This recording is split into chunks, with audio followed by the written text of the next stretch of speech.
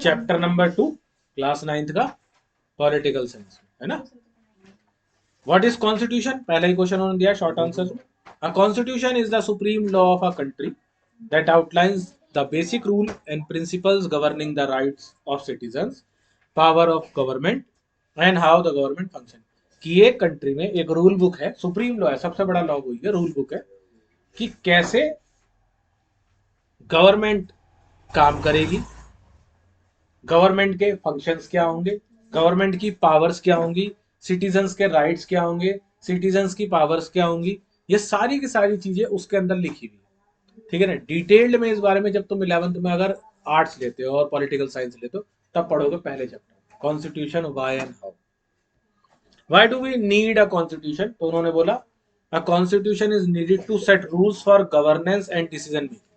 Government को अच्छे से चलाने के लिए और डिसीजन मेकिंग के लिए कॉन्स्टिट्यूशन बहुत जरूरी है। Safe guard citizens rights and freedom, जो सिटीजन्स है उनके राइट्स और उनकी आजादी, इसको सेफ रखने के लिए कॉन्स्टिट्यूशन जरूरी है। Ensure that no single person और ग्रुप हैज अनलिमिटेड पावर, ये ध्यान रहना चाहिए जब कॉन्स्टिट्यूशन है लिखा हुआ या लिखा जा रहा था या लिखा गया है कि किसी एक सिंगल पर्सन या किसी एक सिंगल ग्रुप या कम्युनिटी या रिलीजन को अलग से अनलिमिटेड पावर नहीं दी जाए। Provide a framework for resolving dispute, और इसको इस तरीके से बनाया गया है कि अगर कोई डिस्प्यूट है तो उसको कैसे सॉल्व करा जाए, कॉन्स्टिट्यूशनल तरीके से जाते हैं ना हम लोग। What was apartheid in south Africa, south Africa में अपार्थेड क्या था। Apartheid was a system of racial discrimination in South Africa where the white minority ruled and oppressed the black minority majority by denying them rights, restricting their movement and segregating them from white people.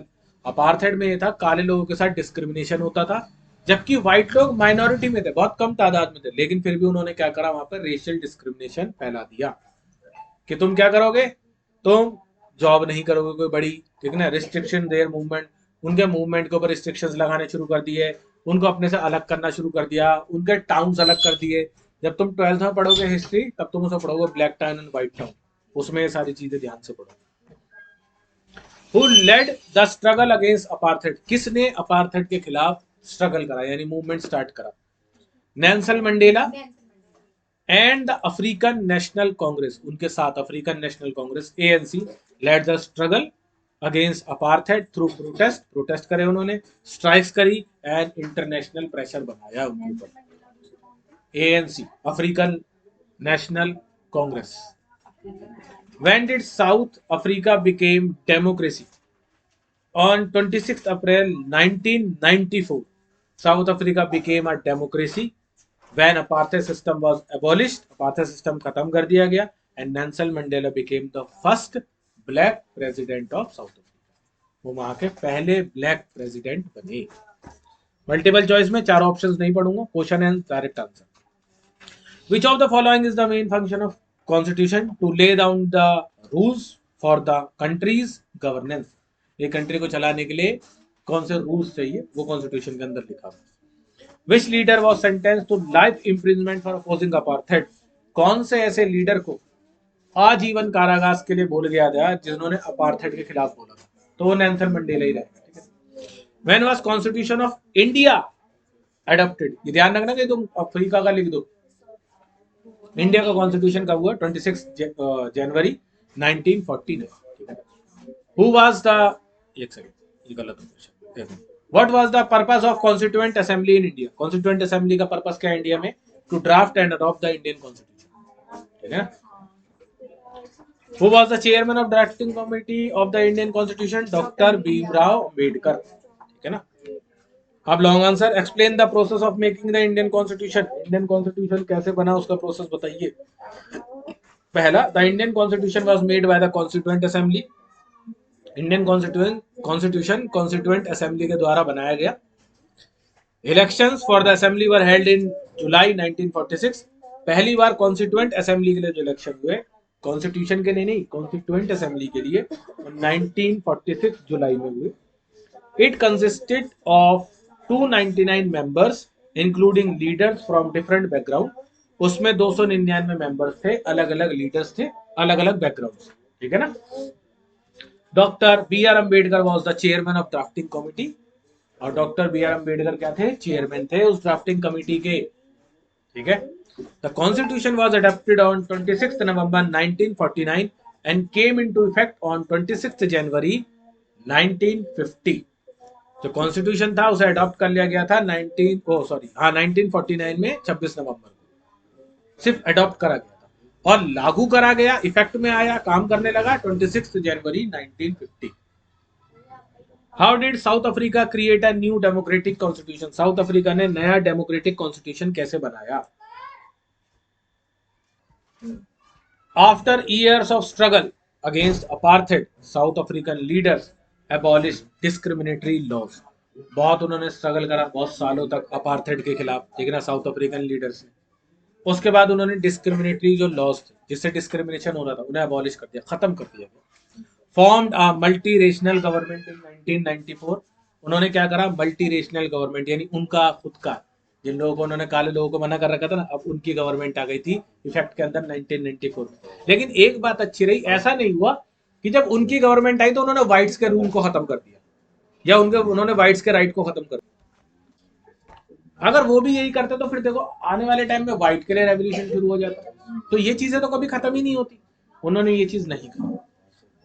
Created a new constitution that ensure equal rights for all races. उन्होंने सारे races, races मतलब यहाँ पर जातियां, ठीक है ना, रंग भेदभाव कुछ नहीं होगा, उन्होंने इस तरीके का constitution draft. Included provision for social justice, democracy and human rights. और उन्होंने ये सारे प्रोविजन रखे ह्यूमन राइट्स के लिए, सोशल जस्टिस के लिए, डेमोक्रेसी के लिए, सब चीजें उन्होंने वहां पर। What are the key feature of Indian Constitution? Indian Constitution का key feature क्या है? The Constitution is पहला sovereign. India is free to make its own decision.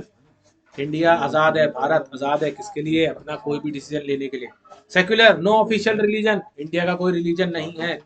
All religions are treated equally, सारे रिलीजन एक जैसे ही ट्रीट करे जाते हैं। Democratic, people elect their representative. Democracy में क्या होता है, पीपल अपने रिप्रेजेंटेटिव को चुनते हैं। Republic, the head of the state is an elected president. जो हेड ऑफ द स्टेट होगा यानी कंट्री का जो सबसे सुप्रीम पावर होगी, दैट इज प्रेसिडेंट, ठीक है ना, रिपब्लिकन। प्रोवाइड फंडामेंटल राइट्स, और फंडामेंटल राइट्स भी मिले हमें, जैसे right to equality, freedom, education और बहुत सारे राइट्स है, ठीक है ना, वो हमें मिले।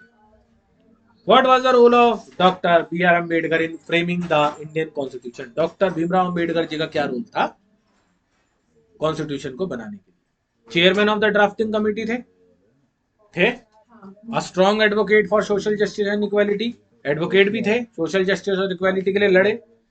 Instrument in ensuring fundamental rights and protection for marginalised group.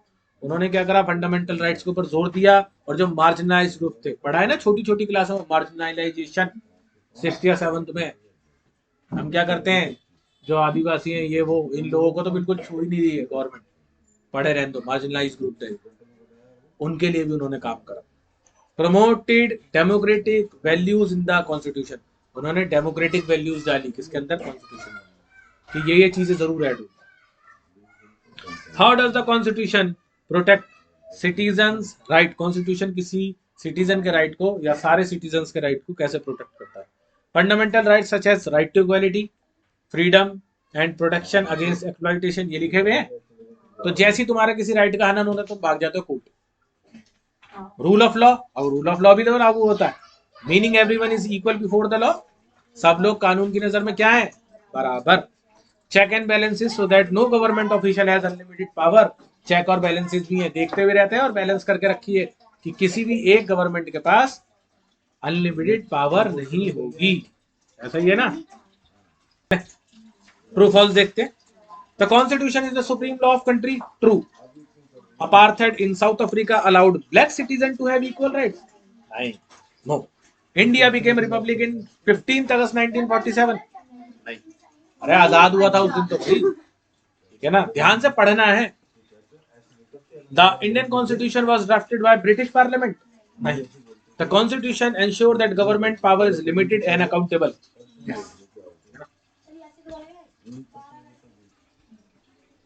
Sorry वो थोड़ा बीच। Constitution, supreme law of country, match the following: apartheid, racial discrimination in South Africa, Nelson Mandela, first black president of South Africa. Doctor B R Ambedkar, chairman of drafting committee. 26 जनवरी 1915 में क्या है? Indian republic day. अब situation based में ये, if a country creates a new constitution what key aspects should it include. अगर कोई country नया कॉन्स्टिट्यूशन बनाती है तो कौन कौन सी चीजों को ध्यान रखना चाहिए? पहला, fundamental rights of all citizen. दूसरा, structure of the government, executive, legislature और जुडिशरी, ये तीनों को भी ध्यान रखना चाहिए. Electoral process and representation, election भी तो होने चाहिए. Guideline for economic and social policies, और गाइडलाइंस भी होनी चाहिए कि इकोनॉमी हमारी कैसे आगे बढ़ेगी, कैसे तरक्की करेगी. और सोशल पॉलिसीज के हम सब लोगों के लिए कौन कौन सी पॉलिसीज बना रहे हैं. देखा है ऐसा गवर्नमेंट बनाती है ना कि एक काम करते हैं, मिड डे मील बनाते हैं. अब मिड डे मील में ना कोई बच्चा किसी भी धर्म, जाति, रंग, रूप, अमीर, गरीब, सरकारी स्कूल में है तो उसे एक टाइम का मील वहां पर मिलता होता है ना ऐसा. तो इस तरीके की चीजें होती. If black majority in south Africa had taken revenge on whites, अगर ब्लैक मेजोरिटी जब आ गई थी और रिवेंज लेती व्हाइट से, अभी मैंने पूछा था ना ऊपर, तो क्या होता? तो उसमें लिखा है कि मोर वायलेंस एंड डिवीजन, और ज्यादा वायलेंस फैल जाता, कंट्री टूट जाती, डिवीजन होना शुरू हो जाता. Continued instability in the country, फिर इंस्टेबिलिटी बढ़नी शुरू हो जाती. इंस्टेबिलिटी बढ़ जाती क्योंकि अंदर ही अगर लोग लड़ पड़े एक दूसरे तो सिविल वॉर हो जाएगी. The failure of democracy, democracy पूरी तरीके से खत्म हो जाती. Instead leaders like Nelson Mandela promoted peace, reconciliation and unity, ये सब चीजें सिर्फ नाम के लिए रह जाती. ये सब चीजें क्या होती? खत्म हो जाती. Why do democratic countries need a written constitution? Democratic countries को रिटन कॉन्स्टिट्यूशन क्यों होना चाहिए, क्यों है उनके पास? Clear rules for governance. अब मुंह से बोलने और लिखे हुए में फर्क है. लिखे हुए में तुम कह सकते हो ये तो लिखा हुआ है, दिस इज प्रिंटेबल, छपा भाई. बिल वगैरह मांगते ना, अगर उसमें लिख दिया उसने 1,000 रुपए और तुमसे ले लिया उसने गलती से 2,000, तुमको लिखा तो 1,000 रुपए, वो गलती से ले लिया, सॉरी. सो ऐसे ही सारी चीजें क्या लिखी हुई. प्रोटेक्शन ऑफ सिटीजन्स राइट, जो सिटीजन्स के राइट है वो कैसे प्रोटेक्ट होंगे? लिखे हुए कॉन्स्टिट्यूशन के अंदर. Limitation on government power, government की जो पावर है उसके ऊपर लिमिटेशन लगा रखा है. A framework for resolving dispute peacefully, और इस तरीके से फ्रेमवर्क बनाया है कि चीजें जो है शांतिपूर्वक निपट जाए. ठीक है ना.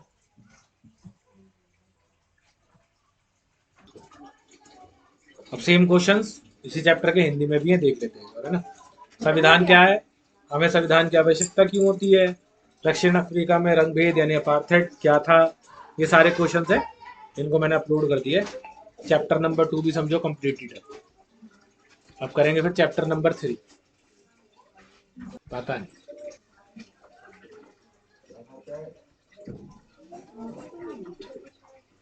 ये हो गया. सत्य असत्य तक आ गए, मैच द फॉलोइंग आ गया.